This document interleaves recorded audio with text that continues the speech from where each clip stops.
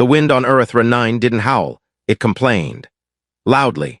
Like a bored old mechanic stuck in a rusted suit, grumbling through every gust as it scraped against the jagged spires of the moon's abandoned cities. Kale crouched behind the remnants of what had once been a ceremonial archway, now mostly melted steel and resentment, muttering colorful curses into his cracked comm unit. "Command, this is Delta 4. Anyone receiving?" he said, tapping the unit like it owed him money. Static. The wind grumbled louder. Of course, perfect timing for a lunar tantrum. Kale rubbed his temple, peering out at the storm-churned horizon.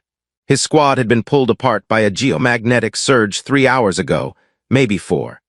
He wasn't great with time on alien moons, especially not ones that liked to randomly switch gravitational direction without warning. He was lucky his boots still pointed the right way. He tugged his thermal cloak tighter, squinting at a flickering shimmer in the distance. The ruins around him weren't just ruins, they were ancient, predating most recorded alien empires. Earthra 9 had been declared a Level 3 relic zone, which was military code for don't touch anything, unless you want to dissolve, explode, or open a wormhole to a dimension full of philosophical snakes. Naturally, Command had sent Kale's team here to set up a relay post, because nothing says safe and strategic like building a communication tower on haunted architecture. He sighed, kicking a chunk of synth brick with mild resentment. It made a sad little asterisk tink asterisk. Then he felt it, that twitch at the base of the skull, the primal sense that something was watching. Not the usual I'm being sniped tension. This was colder, sharper, like being dissected by a ghost with commitment issues. Kale turned slowly. She stood maybe 10 meters away, white as frost, skin like starlight filtered through ice. Her hair floated around her like it had never obeyed gravity to begin with. Eyes violet, inhuman, watched him with a mix of awe and caution. Her dress, or armor, shifted with each breath, rippling like smoke over mirrors. Kale blinked. Then blinked again, then rubbed his eyes, which had not blinked enough. He said helpfully. "Are you with the medics?" She tilted her head slightly, lips parting just a little. "How can you see me?" "I mean, you're right there," he said. "Pretty obvious, honestly. You're kinda glowing." Her expression changed just slightly. A flicker of disbelief. Her gaze scanned him as though trying to look through him or perhaps into asterisk him. He shuffled awkwardly under the scrutiny. "You shouldn't be able to see me," she said finally, voice soft but carrying, like crystal striking crystal in deep water.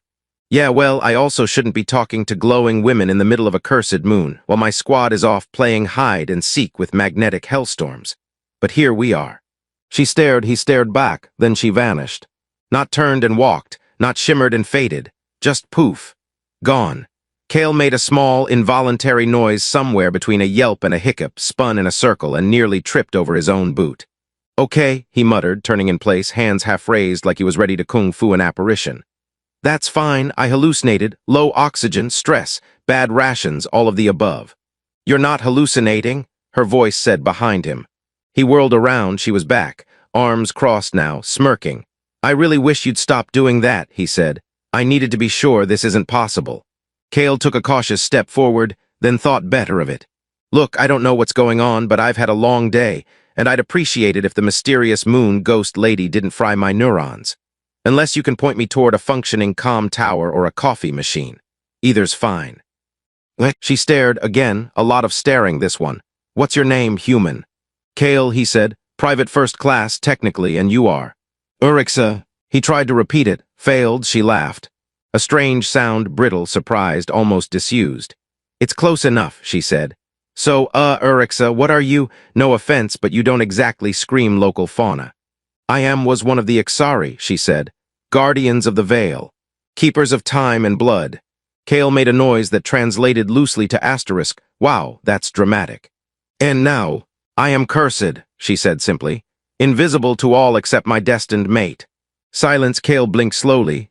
"Ah, I see," he scratched the back of his neck. "So not a ghost, more of a space vampire soulmate situation." She didn't answer. He cleared his throat. "Listen, I don't want to assume anything, but are you saying I can see you because—" "Yes. Right, well, that's not awkward at all." Urixa stepped closer. "You are not what I expected." "Likewise," Kale said. "I usually expect my cursed soulmates to show up during shore leave, not on a mission to build a glorified satellite dish in the middle of nowhere." She tilted her head. You joke to hide fear. I joke because otherwise I'd be screaming. She actually smiled, briefly. Come, she said. You are not safe here. This place remembers me and it hates you. Reassuring. But something in her voice, calm, certain, cut through the static of his nerves. He followed. Because honestly, if he was going to be dragged into some ancient prophecy about moon-bound vampire warriors, he might as well get a tour guide.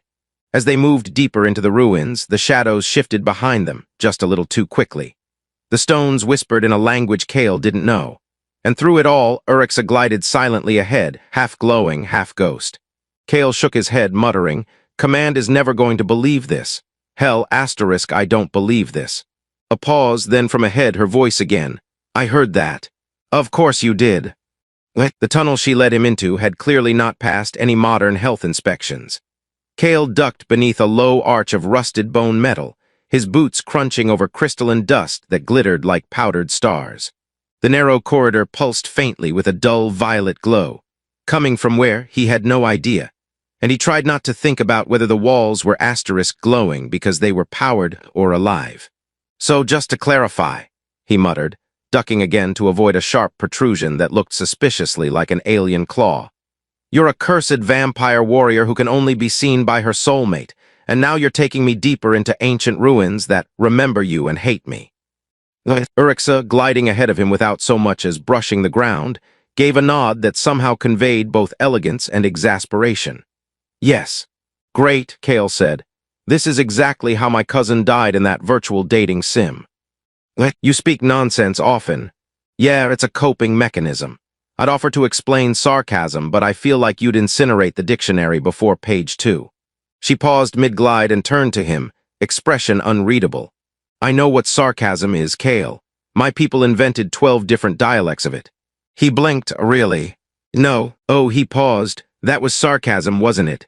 Her lips twitched, maybe. Cale narrowed his eyes. You're terrifying. And you are easily startled, she said, turning and continuing down the corridor. As they walked, strange markings began to line the walls, long looping sigils that twisted into themselves, like a language designed by someone who thought straight lines were an insult. Cale stared at them as they passed. Do they say anything helpful? He asked. Like exit this way, or beware of cursed hallway banshees. They speak of blood, Urixa said, glancing sideways. Bloodlines, betrayal, memory. A warning to any Ixari who remain. And you brought asterisk me here because you can see me, that makes you relevant. Well, I always wanted to be relevant, Cale said. Just never thought it'd be to a haunted wall about betrayal. My life is going great. They reached a chamber, circular, vast, and eerily symmetrical. In its center stood a pillar made of the same bone metal, etched with symbols that pulsed faintly as Urixa approached. Cale kept his distance, eyeing the structure with well-earned skepticism. So, is this where the soul-bonding ritual happens? Do I have to offer a drop of blood or recite a vow or dance interpretively? Urixa turned. This is a memory node. It stores echoes of what came before. Cale frowned. So, like a really ancient, cursed hard drive. Yes. Does it come with a user manual, or? Before he could finish, Urixa placed her hand against the pillar. The room darkened. Cale stumbled back as the air around the chamber shimmered and filled with a low, thrumming hum, like the sound of a deep-sea whale that had decided to become a DJ. Then the visions came. A war. Towering Ixari in armor that bent light, creatures of shadow and flame, exploding stars. A council chamber filled with robed figures shouting in languages older than time. Then, her. Urixa, not as she was now, but younger, unburned by exile, standing in judgment, and then darkness. The visions ended. Cale exhaled loudly, realizing he'd been holding his breath. Well, he said, still wobbling slightly. That was subtle. Urixa stepped away from the pillar, her expression harder than before. This place remembers my failure. Cale raised a brow. Pretty sure everyone saw a lot of war and yelling. Don't think the memory pillar was pointing fingers. I was the one who enacted the veil, the ritual that made me what I am. You cursed yourself. She nodded slowly, to protect what was left, to hide our bloodline until someone could see me again, until the bond could be reignited. Cale looked around. So this whole moon is a hide-and-seek game with a soul curse. Man, no wonder your people died out. That's a terrible strategic plan. To his surprise, she didn't flinch. In fact, she gave a small, tired laugh. You are more tolerable than expected. High praise, I should get that printed on my helmet. She turned away again, the pillar dimming behind her. The bond is waking. You saw the memories. That is not normal. Oh, fantastic, Kale muttered. So now I've got ancient vampire visions beamed into my skull. Should I expect nosebleeds, time dilation, a craving for exotic blood sauces? You may experience some alterations, she admitted. Kale groaned. Can I at least get a list, maybe a pamphlet? No. They exited the chamber through another archway, deeper into the ruins. The walls here were lined with narrow alcoves, each holding what looked like crystalline coffins. Kale slowed. Are those what I think they are? My kind, she said softly, preserved. Like museum exhibits. Like dreams that never woke. Kale eyed one of the coffins. The figure inside had elongated limbs, fine silver etchings along its skin, and a serene expression like it had never known stress. Your people were different, he said. We were proud, foolish, beautiful. She stopped before one of the alcoves and touched it gently. This was my sister. Kale stayed silent for a beat. I'm sorry. She would have hated you. Cool. They stood there, the silence stretching. Then Kale said, You don't seem too fond of me either. Urixa looked at him. You make me laugh, that is dangerous. Kale blinked. Dangerous how? She turned and continued down the corridor. You'll find out.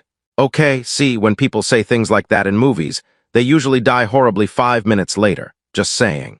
Urixa did not respond. As they moved, a distant sound echoed through the tunnel. A low, grinding noise like something large was waking up. Kale froze. Please tell me that was your stomach, he whispered. She paused. No, that was the warden. The what now?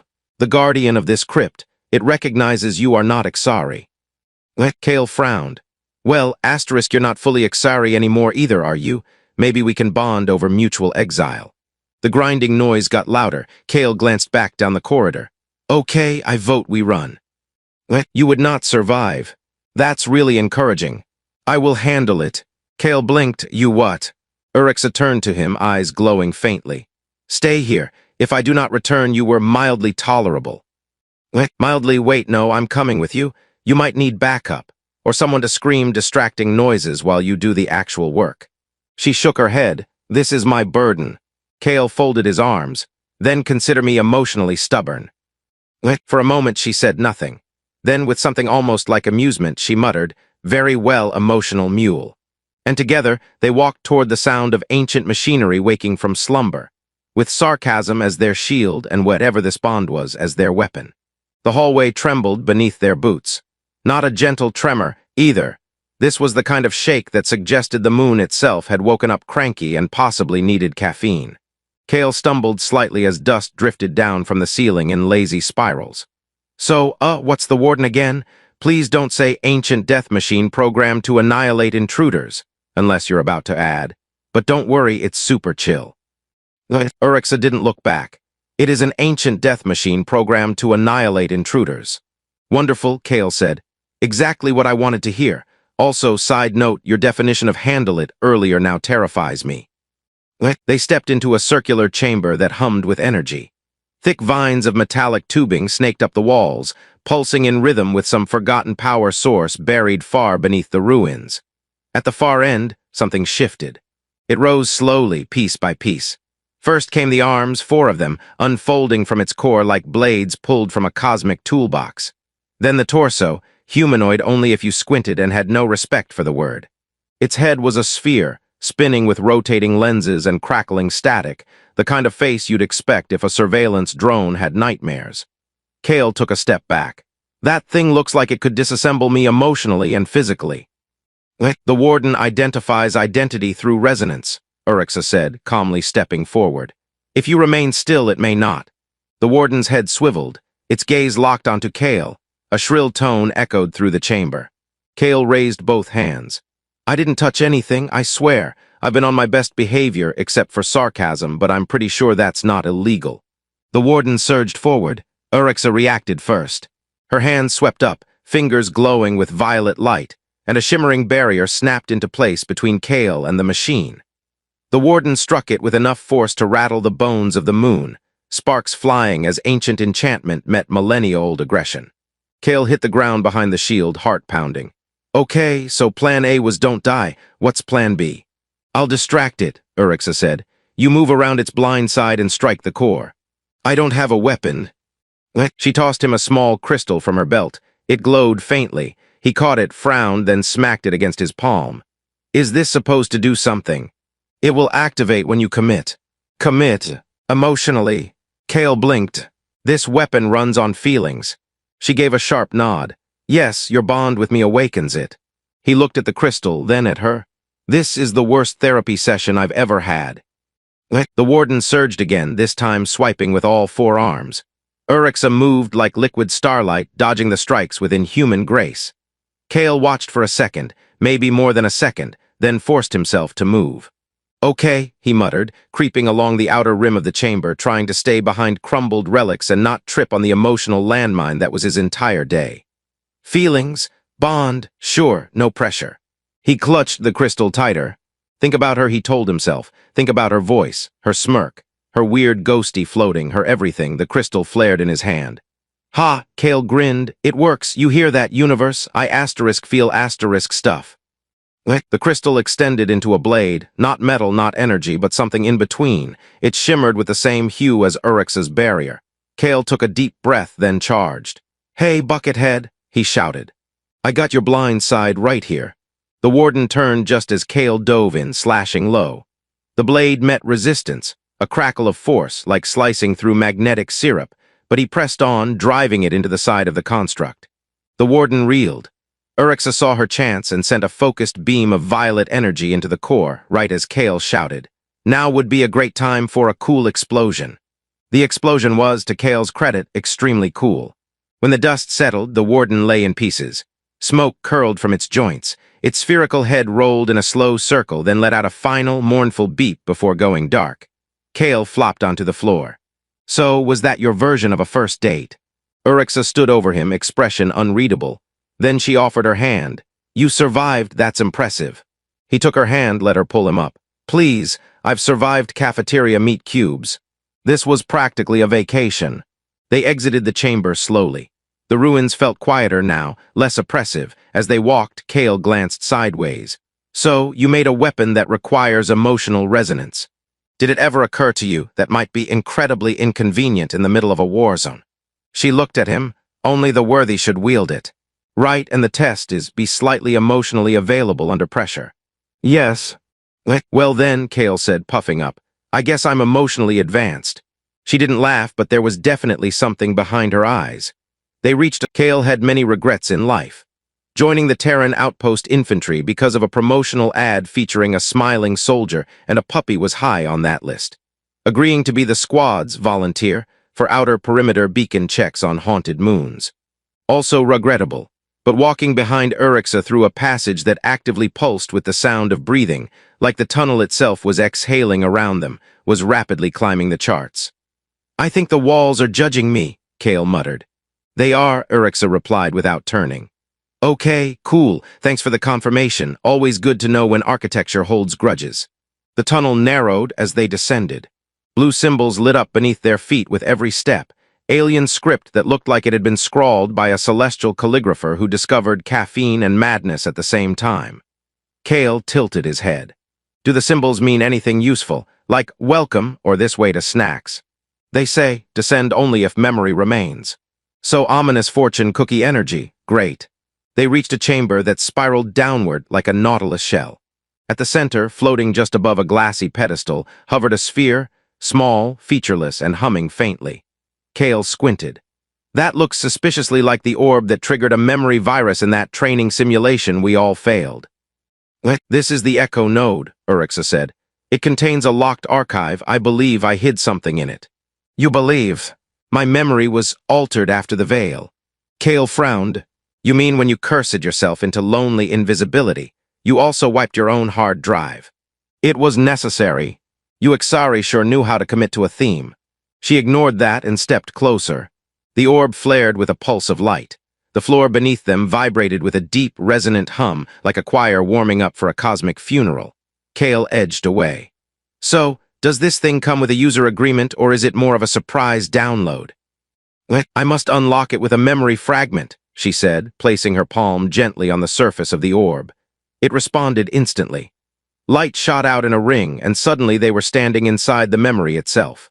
They were no longer in the spiral chamber, but in a vast garden suspended in space, floating platforms blooming with silver trees and glimmering vines. In the distance, crystalline towers curved skyward, casting refracted rainbows across the horizon. Ixari moved through the garden, graceful, luminous, and absolutely impossible to confuse with humans. One turned, her face younger but unmistakably Uryx's. She was laughing. Kale blinked. You had a laugh like a real one. That's terrifying. Be quiet. The younger Uryxa turned toward another figure, a tall male Ixari with layered robes and a presence like gravity. They spoke in musical tones, too fast for Kale to follow, but the air around them pulsed with warmth. Kale leaned closer. Was that a crush? Did you have a moon boyfriend? Uryxa didn't answer. The memory shifted. Suddenly alarms blared, discordant and sharp. The garden flickered. From the sky a tear appeared, ripping space open like cloth, and through it poured shadowy forms, all limbs and tendrils and shrieking noise. Kale stepped back. Whoa, that's not just an X, that's interdimensional horror. The younger Uryxa activated something, a glyph at her feet, and a massive shield encased the garden. Her face hardened. Her voice, now understandable through the translation layer in the orb's memory, rang clear. To save us, we must disappear. And then she activated the veil. The memory shattered like glass dropped in slow motion. Kale and Uryxa were back in the spiral chamber. The orb dimmed. Kale exhaled. Okay, that was heavy. I loved him, Uryxa said quietly. He died in the first wave. Kale rubbed the back of his neck. I'm sorry. She didn't respond, not right away. Then, he wasn't my bond, you are. Kale froze. Wait. You're saying soul bonds don't necessarily come from love. They come from resonance, truth, not affection. That must grow separately. Wow, Kale said. That's the most beautifully depressing thing I've ever heard. Like getting a cosmic roommate you're forced to learn to like. She looked at him. Do you like me? Kale opened his mouth, closed it. I mean, you're cool, powerful, slightly terrifying, also kind of funny when you're not being mysterious. Mysterious is natural. And you float, Kale added. I'm not sure if that counts as a personality trait, but I think it should. The orb suddenly pulsed again, drawing their attention. A projection emerged, lines of symbols that rotated, hovered, then snapped into a single glyph, a map. Kale squinted. That's a lot of triangles and squiggles. I assume it's not a treasure map. It's the location of the cryostel, which is the final key to ending the veil. Kale sighed. Of course it is. It couldn't be a button labeled End Curse. We have to find an ancient artifact with a dramatic name that probably wants to test us spiritually. The cryostel will be heavily guarded, she said. The veil does not want to die. Wonderful, it's sentient, asterisk and petty. As they prepared to leave, the chamber shook again, but this time the sound was different. Not mechanical. Not energy-based, it was footsteps, heavy, deliberate. Kale turned to Uryxa. Please tell me that's not another death robot. She drew her weapon. It's worse. From the hallway emerged a figure, humanoid, clad in tattered robes that shimmered like broken starlight. Its face was covered by a smooth mask, devoid of features, but its presence was oppressive. Kale stepped back. Okay, that's definitely a bad vibe, like boss-level bad. The figure tilted its head. A voice echoed, not from it, but from everywhere. You awaken the bond too early. The cycle is not ready. Uryxa stepped forward. We decide the cycle. No, the voice said. You repeat it. Kale squinted. Wait, is this one of those time loop villains? Because I didn't sign up for that storyline. The figure raised its hand. Uryxa shouted, move. Kale dove aside as a pulse of dark energy ripped through the chamber, slamming into the wall behind him and turning solid stone into mist. He coughed. All right, fine, time loop villain it is. Uryxa unleashed a bolt of energy. The figure absorbed it with a flick of its hand. Cool, Kale muttered. So plan A was survive, plan B. Run, Uryxa said. He didn't need to be told twice. Together, they raced down the corridor, map in hand, a new enemy on their trail, and an ancient curse unraveling around them, one sarcastic comment at a time. Kale ran like he owed the universe money. Behind them, the corridor crumbled with each step the masked figure took. It wasn't chasing them quickly, which somehow made it worse. It walked like it had all the time in the cosmos, and just needed Kale and Uryxa to finish their performance before delivering the grand finale. You sure this thing's not open to negotiations? Kale panted as they darted around a collapsing column. Maybe we can bribe it with poetry or emotional vulnerability. It's a memory construct, Urixa called over her shoulder. It has no empathy, it enforces the loop. Yeah, I figured that outright around the time it erased a wall with a wave of its hand. They slid through a narrow passage lit by soft pulses of blue. Kale caught himself on the edge of a column and wheezed. Okay, short break. Just 30 seconds of wheezing and mild existential despair. Urixa turned to him. We need to keep moving. He held up a finger. Yes, absolutely, in just a moment. I'm still trying to convince my lungs we're not being hunted by interdimensional cryptograms. She tilted her head. You humans are fragile. Yeah, well, we're also very emotionally resilient. And we invented hot sauce, which I consider a major evolutionary achievement.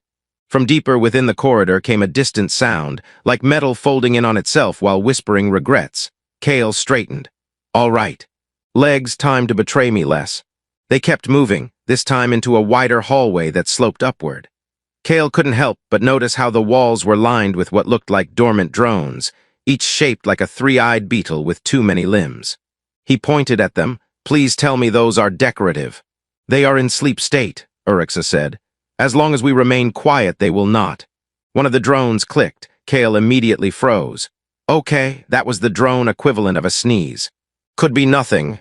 Another one clicked back, or it's calling for backup. Urixa stepped forward and placed her hand against a nearby panel. Glyphs flickered, then dimmed. The drones fell silent. Kale exhaled. You have a gift. A terrifying, wonderful gift. Can you teach me that trick? Or maybe just give me a don't vaporize me badge. You lack the necessary blood encoding, she replied. He pointed at his chest. This thing right here, this blood. Totally willing to learn. Enroll me in night school for ancient space vampirism. She said nothing, which Kale now understood was her version of mild tolerance with a hint of amusement. They reached the end of the hallway where a wide platform overlooked a vast drop into glowing fog. Across the way, a narrow bridge of interlocked hexagons stretched toward a new chamber. Kale stared at it. That doesn't look safe. It is a bridge of memory, Urixa said. Constructed by thought, if you believe in your steps, you will not fall. He looked at her. You're saying the bridge is powered by confidence. Yes, that explains why I failed math. She walked out onto the bridge without hesitation. Kale watched her go. Of course she believes in her steps. She probably believes in algebra too. He took a deep breath, muttered something deeply unflattering about moon engineers, and followed. The bridge shimmered under his boots with each step. He tried not to look down, or sideways, or at the fact that his last step lingered behind him like it was considering a career change. Urixa, he called nervously. How far across is this bridge? Do not calculate, feel. That's not how I usually cross deadly gaps, just so you know. Halfway across, a new voice rang out crisp and echoing. You are not the first to cross. You will not be the last. Kale flinched. Is that the bridge talking to us now? Because I did asterisk not sign the talking architecture waiver. Above them, a shape formed, thin, glimmering, and vaguely humanoid. It floated upside down, rotating slowly, its mouth where its forehead should be and its eyes blinking out of sync. Kale took a step back. Nope, that's a geometry ghost, I refuse. The figure spoke again. The loop preserves what was. All deviation ends here. Urixa narrowed her eyes. You are a gate echo, a remnant. Yes, it said simply, and you are flawed. Kale squinted. You know, for a holographic bridge guardian, you're kind of a jerk. It raised a finger. A crack appeared beneath Kale's feet. Okay, sorry, you're a asterisk lovely asterisk jerk, the most symmetrical of phantasms. Urixa stepped forward. We have unlocked the node, we seek the cryostel. You seek ruin, the echo said. The cryostel does not belong to broken ones. I am not broken. The figure floated closer. You were made to forget, and now you remember. That makes you dangerous. Kale stepped beside her. We're used to being dangerous. Or at least very inconvenient. The echo paused, then it blinked, both eyes same time, very unnatural. Pass for now. It vanished. Kale blinked. Wait, that's it, we pass. We just had to sass it into submission. She challenged the resonance. You answered with truth, Urixa said. Wow, so my sarcasm finally counts as a superpower. They stepped onto the platform at the far side. The chamber before them opened wide, filled with soft white light and the steady hum of living circuitry. Kale turned to Urixa. Are we close now? Yes, she said, but we are not alone. Kale sighed. Why is that never followed by but they brought snacks? A door slid open ahead. Silhouettes stepped through, two figures in armor that glinted like obsidian mirrors, faces hidden behind blank visors. Kale readied his crystal blade. Let me guess, more memory constructs. Urixa tensed. No, these are real. The figures raised their weapons. Kale muttered, and probably not here for friendly board games. Then the lights shifted, the chamber changed, and the fight began.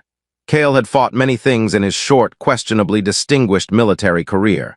Rogue drones, rabid terraformers, one unusually territorial space chicken the size of a hover truck. But this was new. The two figures moved in eerie synchronization like dancers rehearsing for an interpretive play titled Asterisk, You're About to Die and It's Beautiful. Their armor refracted light in sharp angles, almost like a mirror trying to forget how to reflect. Kale barely dodged the first strike, a blade of light whistling past his cheek close enough to singe his ego. Okay. We're doing this, he shouted, igniting his own crystal blade, which, despite being powered by emotions, still hadn't figured out how to be helpful in asterisk silent terror asterisk mode. Urixa was already in motion. She weaved between the armored attackers with a kind of grace that Kale strongly suspected came from centuries of practice and zero joint pain. Every movement she made left behind a trail of violet shimmer, which was both stunning and extremely distracting when you were trying to avoid being decapitated. Kale blocked a blow that would have separated him from his sarcasm gland and countered with a swing aimed at the attacker's midsection. The blade connected, but instead of slicing through, it bounced, like hitting an energy trampoline. That's not fair, he shouted. I have trust issues and now asterisk this. They're shielded by quantum plate, Urixa said between blows. You must disrupt their internal rhythm. Kale blinked. What rhythm? Find the moment their phase pulse resets, then strike. Great, Kale muttered, backing up. I just have to fight while solving a technopuzzle from a species that probably invents sonnets in binary. One of the armored figures lunged and Kale ducked instinctively. As it passed over him, he caught a flicker, a tiny blink in the armor's glow, a hesitation, a microsecond skip in the shimmer. Gotcha, he said through gritted teeth. Timing it just as the figure twisted back toward him, Kale swung hard during the next pulse. This time the blade slid through the armor's side, not deep but enough. The figure stumbled back, its stance broken. Kale grinned. Science. Then the second one punched him in the ribs. He hit the floor with a grunt, coughing. Okay, maybe less science, more not being punched. Urixa knocked one attacker into a wall with a blast of pure energy and turned to Kale. You're bleeding. I'm emoting, he corrected, struggling to his feet. Very enthusiastically, internally, possibly with some fractured ribs.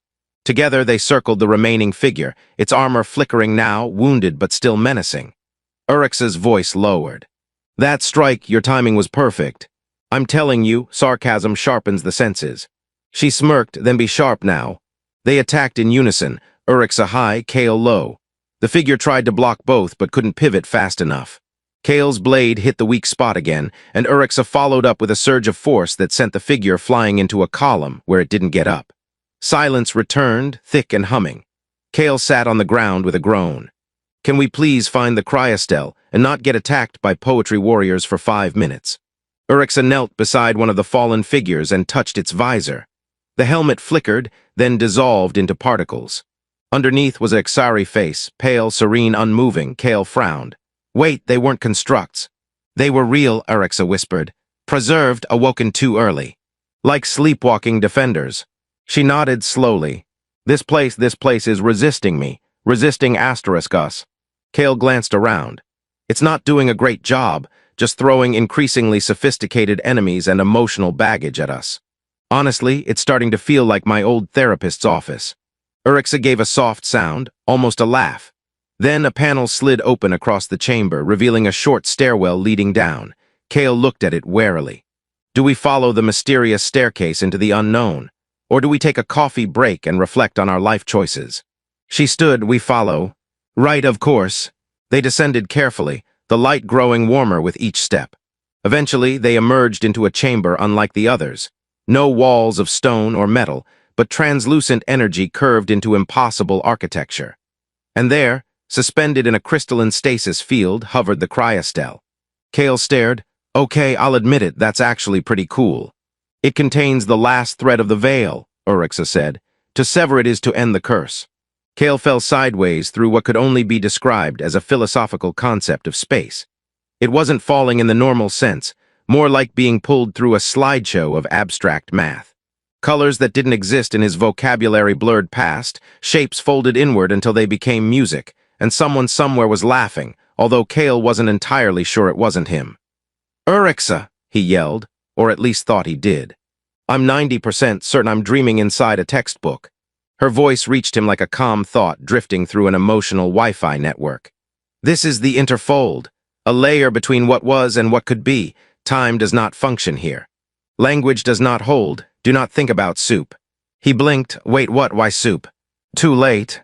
Immediately the world rippled, and a tide of steaming bowls rotated into view, orbiting him in perfect formation. One of them winked. Fantastic, he muttered. I break into ancient ruins, bond with a cursed vampire warrior, fight memory constructs, and now I'm being mocked by sentient broth. The moment he stopped thinking about soup, it all vanished. Urixa appeared beside him, floating upright like none of this defied physics. Kale twisted awkwardly mid-spin to face her. Please tell me there's a landing, preferably on something soft, and ideally not metaphorical. We are arriving now. The interfold hiccuped. Then everything slammed into place like a data packet locking into the wrong folder. Kale landed flat on his back in a field of what looked like metallic grass, except every blade chimed when he exhaled. He groaned. Why does this grass have an opinion? Urixa helped him up. This is a memory echo chamber, one of the oldest. Kale looked around. Echo of what? The world shimmered, then shifted. The landscape morphed into an open hall, vast and gleaming. Dozens of Ixari stood around a central dais, murmuring in perfect synchronization. I recognize this place, Urixa whispered. This is the conclave of the first veil. Kale squinted. Everyone's glowing and nobody's wearing pants. Is that normal for your people? Yes, right, just checking. They watched as a younger version of Urixa, again, stepped onto the dais, raising her hand for silence. The room quieted. I stand before you, she said, voice full of conviction and fear, not to ask but to warn. The seal fractures, the timelines press against us. If we do not act now, we vanish. The murmurs rose. Kale leaned in. You had good stage presence. Quiet, she said, but he could see the corner of her mouth twitch. The memory shifted again, this time into a darker chamber deep beneath the ground. A ritual circle, 12 Ixari. A crystal bleeding light. Urixa, Kale said, was this when the veil was made? Yes, the figures chanted, reality bent, then. It stopped, the echo froze mid-motion. Kale frowned. That's not how memories usually work, is it? No, she said. A ripple passed through the chamber. The scene shattered like a mirror hit with a cosmic pebble. In its place stood the masked figure again. Kale groaned. Does he ever take a break, maybe sip tea, ponder his place in the universe? You disrupted the pattern, the figure said. We prefer the term improvised, Kale snapped. The figure raised a hand. Time stopped. Kale found himself locked mid-step, unable to move, speak, or blink. His thoughts crawled through syrup. Urixa moved forward, alone, unaffected. Let him go. He was not meant to be here. He is entropy. He is mine. The air cracked. A wave of energy burst from her chest, violet and wild, snapping the time lock like brittle wire. Kale staggered, gasping. Okay, not fun, very uncool. I vote no on round 2. The figure paused. You have chosen rebellion. I've chosen choice, Urixa snapped. I was not made to repeat, I was made to protect. The veil asterisk is asterisk protection. No, she said softly, it is a cage. The figure took a step back. For the first time, its mask flickered, revealing not a face but an empty void, a mirror showing nothing. Kale stepped forward, blade in hand. So what now? You gonna throw us into another memory until we get it right? No, the figure said. Now we see if you can survive the truth. The chamber dissolved. They stood in a new space, colder. Still, in front of them floated the cryostel, but it was cracked. Urixa stepped forward. No, this isn't right, it was whole. This is the future, the voice said. One where the bond fails, where the curse lingers, where you forget again. Kale tightened his grip. Then we rewrite it. He reached toward the cryostel. Urixa joined him. Their hands touched the fractured surface together. It pulsed. Memories flooded them, shared, overlapping not just Urix's but his. A childhood dream of flying, her first sword. His failed mission on Titani's Prime, her laughter before the veil, he stumbled back. You saw everything. I did, she looked at him, and I still choose you. The cryostel pulsed once more, the cracks healed, the masked figure dissolved. The chamber faded into soft light. They stood alone now in silence. Kale looked around. So, was that the final boss fight, or just the mid-season finale? I don't know, Urixa said, but something changed. He turned to her. You okay? She looked down at her hands. I feel lighter, like my blood is my own again. Good, Kale said, because I'm pretty sure my blood, considering forming a union after all that. She laughed an actual full laugh. Kale grinned. I missed that sound. I haven't made it in centuries. They sat side by side, not talking for a while. The air hummed softly like the world itself was resting. Eventually, Kale stretched. So, what now? We find what remains, she said, and then we decide what to do with it. He nodded, cool, but first nap. She tilted her head. Together. He shrugged. I mean, soul-bonded and all seems only fair. And for the first time in too many lifetimes, she let herself close her eyes beside someone who made the weight of forever feel strangely manageable. Kale woke up to the sound of soft humming.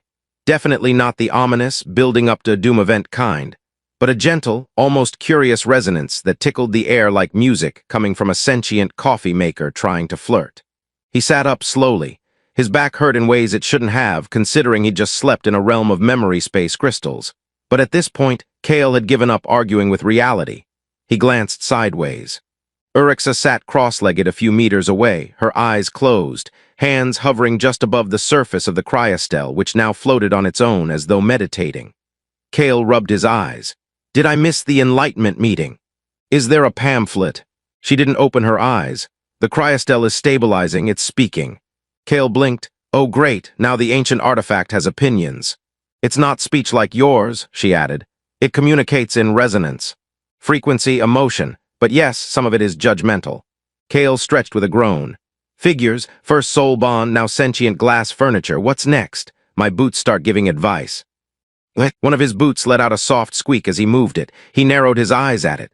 Don't get any ideas, he muttered. The chamber they were in had softened since the cryostel's activation. No walls pulsed, no masked figures loomed. Just light calm and the eerie quiet of something ancient watching very closely. Urixa finally opened her eyes. It's ready.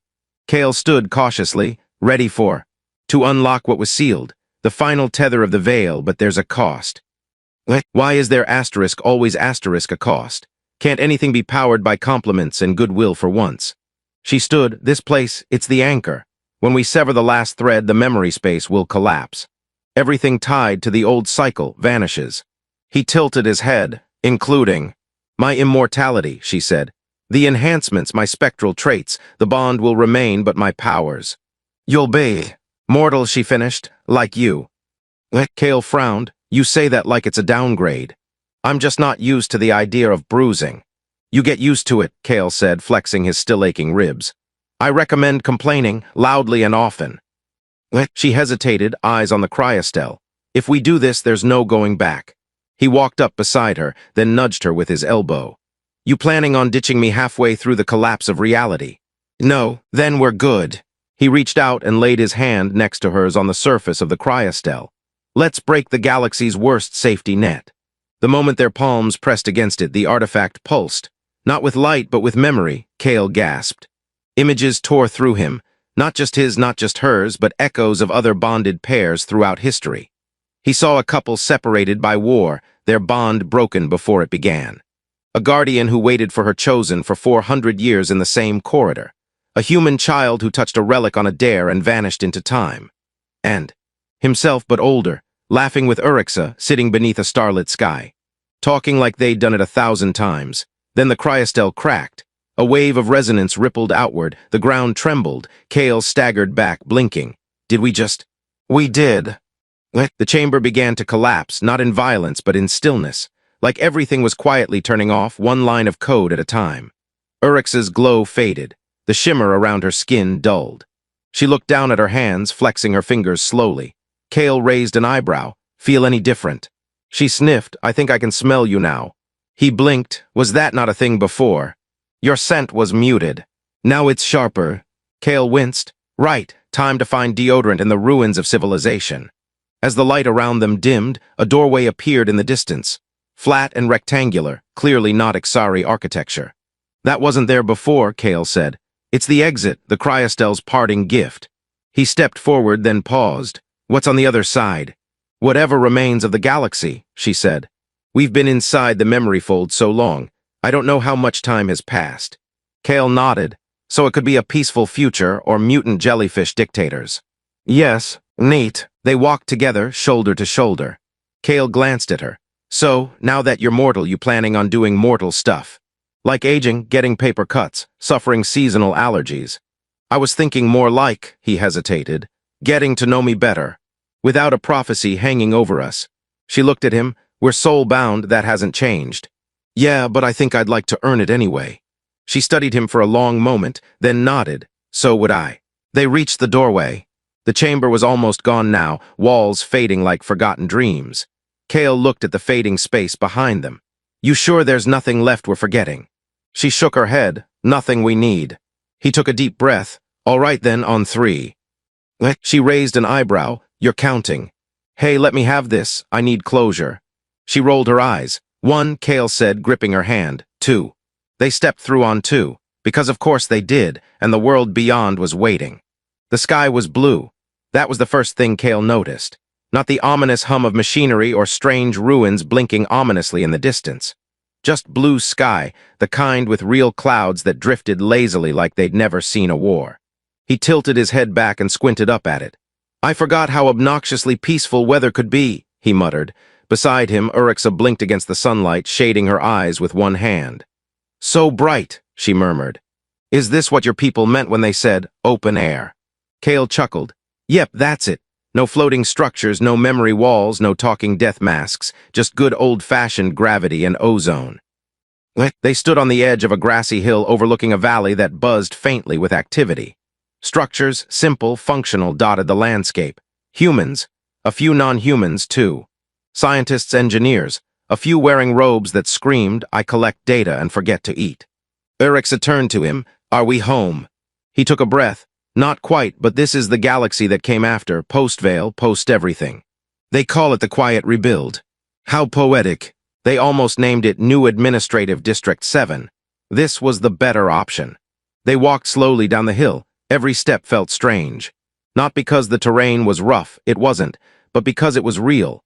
No shimmering geometry, no shifting dimensions, no sudden tests from ancient AI trying to assess Kale's feelings. Do you miss it? Urixa asked. He thought about it. Sometimes, not the nearly dying parts, but the weirdness, the intensity, I don't know, it made things feel important. You were important, she said, still are. He glanced at her. That almost sounded like affection. Don't let it go to your head. They passed a group of researchers who immediately paused, stared at Urixa, then scrambled to pretend they weren't staring. One dropped a tablet. Another saluted. No one really knew what to do with an ancient mythological guardian walking barefoot through their outpost. Kale grinned. You're still very famous. It's awkward. Welcome to celebrity status. A young woman intercepted them with a cautious smile. Are you Private Kale and Urixa? Kale saluted lazily. In the barely regulated flesh. We've been monitoring the Cryostell fluctuations. You closed it, didn't you? Sealed it, fried it, emotionally scolded it, then walked out of it. Yeah. The woman blinked. That's remarkable. I've been called worse. She hesitated. There's a council request for debrief. But if you'd prefer rest first. Give us an hour, Kale said. I need real food, possibly with sauce. The woman nodded and backed away. Still sneaking glances at Urixa, who by now looked about ready to retreat into a tree. Kale nudged her. Want me to print you a name tag that says, yes, I'm her, no, I don't do prophecies? That would be ideal. They found a bench near the outpost's central courtyard. Kale sank into it with a groan.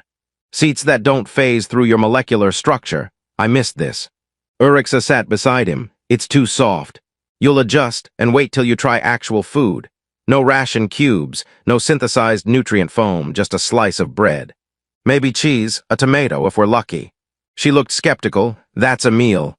For mortals, yes, and it's glorious. They sat in silence for a long moment. Kale watched a child in the distance chase a mechanical bird that kept squeaking. You missed again.